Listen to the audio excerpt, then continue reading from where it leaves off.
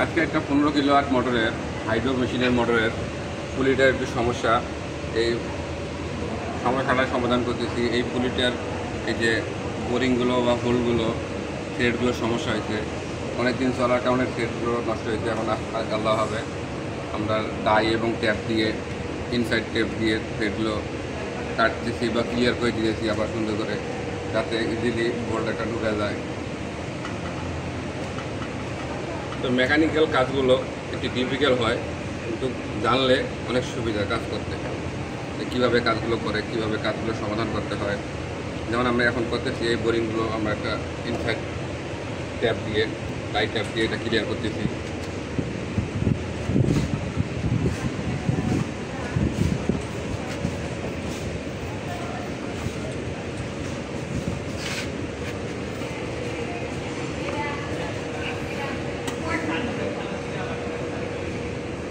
হ্যাঁ, আমার এটা ক্লিয়ার হয়ে গেছে, আমি অন করতেছি।